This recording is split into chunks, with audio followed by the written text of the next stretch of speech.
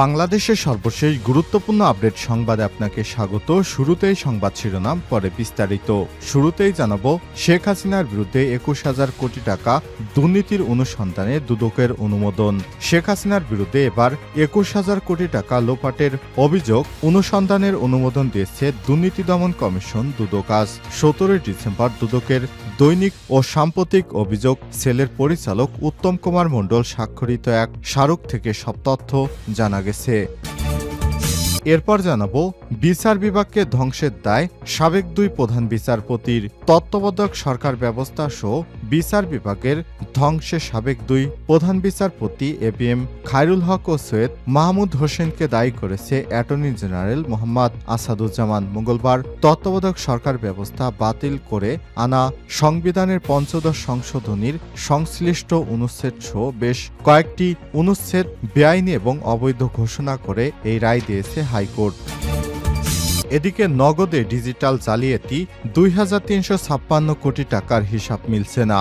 মোবাইলের আর্থিক প্রতিষ্ঠান নগদ লিমিটেড এর বড় ধরনের জালিয়াতির অভিযোগ পাওয়া গেছে। ভুয়া পরিবেশক ও এজেন্ট দেখে প্রতিষ্ঠানটিতে আর্থিক জালিয়াতি এবং অতিরিক্ত ইলেকট্রনিক অর্থ বা ই-মানি তৈরি করা হয়েছে। এসব কারণ হিসেবে মিলছে না ২,৩৫৬ কোটি টাকার। অন্তর্বর্তীকালীন সরকার দায়িত্ব নেওয়ার পর বাংলাদেশ ব্যাংক নগদ পরিচালনায় বেশ যে কয়েকজন প্রশাসক ও ব্যবস্থাপনা কমিটি বসিয়েছে, তাদের পরিদর্শনে সব অনিয়মের তথ্য উঠে এসেছে। এ বিষয়ে গুরুত্বপূর্ণ সংবাদ জানাবো, সঙ্গেই থাকুন।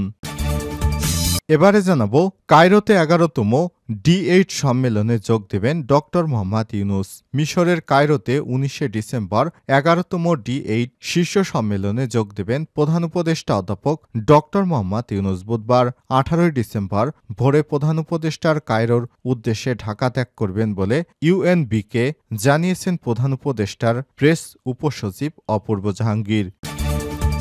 এদিকে রাহাত ফতেহ আলীর কনসার্ট, টোল নেবে না এলিভেটেড এক্সপ্রেসওয়ে। ঢাকায় মঞ্চ মাতাতে আসছেন পাকিস্তানের জনপ্রিয় সঙ্গীত শিল্পী রাহাত ফাতেহ আলী খান। আগামী ২১ ডিসেম্বর আর্মি স্টেডিয়ামে ইকোস অব রেভলিউশন শিরোনামে একটি চ্যারিটি কনসার্ট অনুষ্ঠিত হতে যাচ্ছে। কনসার্ট থেকে আয়কৃত অর্থ জুলাই গণ অভ্যুত্থানে শহীদ ও আহতদের পরিবারকে সহায়তার জন্য শহীদ জুলাই স্মৃতি ফাউন্ডেশনে দান করা হবে। এই কনসার্টেই সম্পূর্ণ বিনা পারিশ্রমিকে গান গাইবেন রাহাত ফাতেহ আলী খান। এবং সর্বশেষ জানাবো, এবার বাংলাদেশ লেখা ব্যাগ কাঁধে প্রিয়াঙ্কা গান্ধী। ভারতের প্রধান বিরোধী দল কংগ্রেসের প্রভাবশালী আইন প্রণেতা প্রিয়াঙ্কা গান্ধী সোমবার ১৬ ডিসেম্বর ফিলিস্তিন লেখা ব্যাগ কাঁধে নিয়ে পার্লামেন্টে প্রবেশ করেছিলেন। এ নিয়ে দেশটির ক্ষমতাসীন বিজেপি নেতাদের তোপের মুখে পড়েন তিনি। তবে একদিন পরেই এবার বাংলাদেশ ব্যাগ লেখা কাঁধে নিয়ে একটি ব্যাগ তিনি সংসদে প্রবেশ করেছেন। খবর ভারতীয় সংবাদ মাধ্যম এনডিটিভির। প্রতিবেদনে বলা হয়েছে, প্রিয়াঙ্কার ওই ব্যাগে লেখা ছিল বাংলাদেশ। এছাড়াও ব্যাগে আরও লেখা রয়েছে হিন্দু এবং খ্রিস্টানদের পাশে দাঁড়ান। এ সময় তার সঙ্গে ছিলেন কংগ্রেসের আরও আইন প্রণেতারা। তারাও একই ধরনের ব্যাগ সঙ্গে নিয়ে আসেন। প্লেকার্ড ও ব্যাগ হাতে সংসদের বাইরে বিক্ষোভ করেছেন তারা। প্রিয় দর্শক, এতক্ষণ শুনছিলেন সংবাদ শিরোনাম, এবারে বিস্তারিত। তবে তার আগে বন্ধুরা, অনুরোধ থাকবে এই সংবাদটিতে একটি লাইক দিন। এই চ্যানেলে আপনি নতুন হয়ে থাকলে আমাদের সংবাদটি দেখতে দেখতে চ্যানেলটি সাবস্ক্রাইব করে রাখুন, যাতে করে বন্ধুরা আমাদের পরবর্তী লেটেস্ট আপডেট সংবাদগুলো সবার আগে আপনার কাছে পৌঁছে যায়। কমেন্ট করে আপনার মূল্যবান মতামত জানিয়ে দিন আপনি বিশ্বের কোন দেশ থেকে বা বাংলাদেশের কোন স্থান থেকে আমাদের সংবাদটি দেখছেন এবং শুনছেন। এবারে বিস্তারিত। শেখ হাসিনার বিরুদ্ধে ২১,০০০ কোটি টাকা দুর্নীতির অনুসন্ধানে দুদকের অনুমোদন।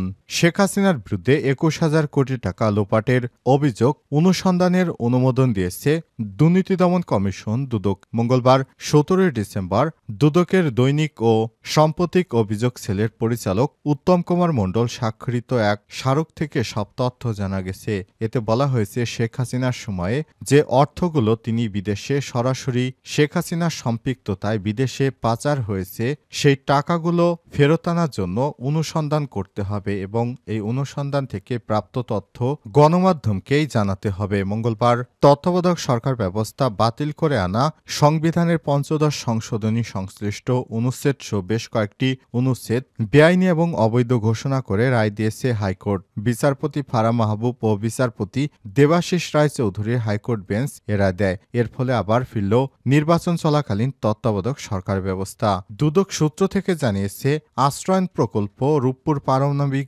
বিদ্যুৎ কেন্দ্র, বেজা এবং বেবজা সহ ৯টি প্রকল্পে কমপক্ষে ৮০,০০০ কোটি টাকারও বেশি লুটপাট করা হয়েছে।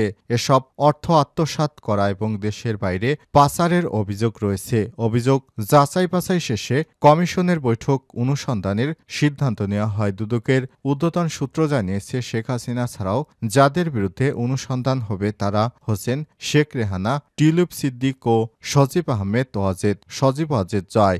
দুদকের সূত্র জানিয়েছে, আপাতত এই ৪ জনের বিষয়ে অনুসন্ধান করবে দুদক। অনুসন্ধানে আরও ব্যক্তিদের নাম ভবিষ্যতে আসতে পারে। সব মিলে শেখ হাসিনা ৯ প্রকল্পে ৮০,০০০ কোটি টাকা বিদেশে পাচার করেছে।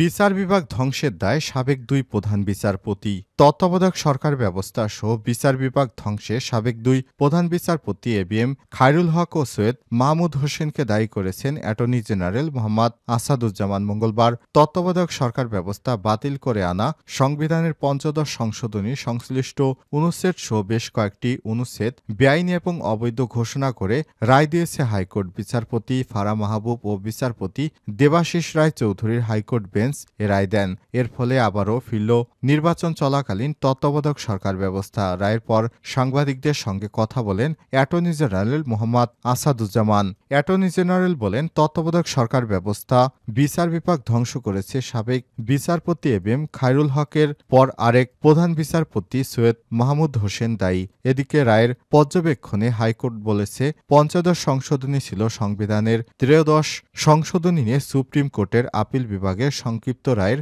পরিপন্থী। নগদ ডিজিটাল জালিয়াতি, ২৩৫৬ কোটি টাকার হিসাব মিলছে না। মোবাইলের আর্থিক সেবা প্রদানকারী প্রতিষ্ঠান নগদ লিমিটেড এর বড় ধরনের জালিয়াতির অভিযোগ পাওয়া গেছে। ভুয়া পরিবেশক ও এজেন্ট দেখিয়ে প্রতিষ্ঠানটিকে আর্থিক জালিয়াতি এবং অতিরিক্ত ইলেকট্রিক অর্থ বা ই-মানি তৈরি করা হয়েছে। এসব কারণ এর হিসাব মিলছে না বলে ২৩৫৬ কোটি টাকা। অন্তর্বর্তীকালীন সরকার দায়িত্ব নেওয়ার পর বাংলাদেশ ব্যাংক নগদ পরিচালনায় যে প্রশাসক ও ব্যবস্থাপনা কমিটি বসিয়েছে তাদের পরিদর্শনে সব অনিয়মের তথ্য উঠে এসেছে। অনুমোদনহীন পরিবেশক তৈরির দায়ে ৬ কর্মকর্তার একটি তালিকা চূড়ান্ত করে তাদের বিরুদ্ধে আইনি ব্যবস্থা নেয়ার জন্য ডাক বিভাগের কাছে পাঠানো হয়েছে। এছাড়াও নগদ পরিচালনায় জড়িত ব্যক্তিদের বিরুদ্ধে আইনি ব্যবস্থা নিতে ডাক অধিদপ্তরকে চিঠি দিয়েছে নগদে নিযুক্ত প্রশাসক মোহাম্মদ বদিউজ্জামান দিদার। নগদ শীর্ষ পর্যায়ের ৫ কর্মকর্তাকে এর আগেই বরখাস্ত করা হয়েছিল। নগদ যখন এসব অনিয়ম সংগঠিত হয় তখন এর পরিচালক আওয়ামী লীগের একাধিক সংসদ সদস্য ও প্রভাবশালী ব্যক্তি যুক্ত ছিলেন। সবার চোখের সামনে এসব অনিয়ম হলেও চুপ ছিলেন কেন্দ্রীয় ব্যাংক ও ডাক অধিদপ্তর। কর্মকর্তারা বলছে, নগদের ঘটা অনিয়ম টাকার হিসাব সবচেয়ে বড় ডিজিটাল জালিয়াতি। তাই সিদ্ধান্ত হয়েছে নগদে ফরেনসিক পরীক্ষা নিরীক্ষা করা হবে। ফরেনসিক পরীক্ষা হলো কোনো প্রতিষ্ঠানের আর্থিক লেনদেনের বিস্তারিত খতিয়ে দেখা, যার মাধ্যমে জালিয়াতি, অনিয়ম এবং এর সুবিধাভোগীদের খুঁজে বের করা সম্ভব। কায়রোতে ১১তম ডি8 সম্মেলনে যোগ দেবেন ড মোহাম্মদ ইউনূস। মিশরের কায়রোতে ১৯শে ডিসেম্বর ১১তম ডি8 শীর্ষ সম্মেলনে যোগ দেবেন প্রধান উপদেষ্টা অধ্যাপক ড মোহাম্মদ ইউনূস। বুধবার ১১ ডিসেম্বর ভোরে প্রধান উপদেষ্টা কায়রোর উদ্দেশ্যে ঢাকা ত্যাগ করবেন বলে ইউএনবিকে জানিয়েছেন প্রধান উপদেষ্টার প্রেস সচিব অপূর্ব জাহাঙ্গীর। শীর্ষ সম্মেলনের ফাঁকে ড মোহাম্মদ ইউনূসের কয়েকটি বৈঠক হওয়ার সম্ভাবনা রয়েছে। সেই প্রস্তুতিও চলছে বলে জানিয়েছে পররাষ্ট্র মন্ত্রণালয়। এ সপ্তাহে কায়রোতে অনুষ্ঠিত ডি8 সম্মেলনের কমিশনের ৪৮তম বৈঠকের মাধ্যমে ডি8 এর জন্য একটি গুরুত্বপূর্ণ মুহূর্ত চিহ্নিত হয়েছে। প্রথমত, আগামী কয়েকদিন মূল আলোচনাগুলো হবে, যা 18 ডিসেম্বর D8 পররাষ্ট্রমন্ত্রীর কাউন্সিলের 21তম অধিবেশন এবং 19 ডিসেম্বর বহুল প্রত্যাশিত 11তম D8 শীর্ষ সম্মেলনের মাধ্যমে শেষ হবে। এই বৈঠকগুলোতে অর্থনৈতিক সহযোগিতা জোরদার এবং সদস্য দেশগুলোর মধ্যে টেকসই উন্নয়নের জন্য একটি অভিন্ন দৃষ্টিভঙ্গি রূপরেখা তৈরি করতে নেতারা মিলিত হবেন।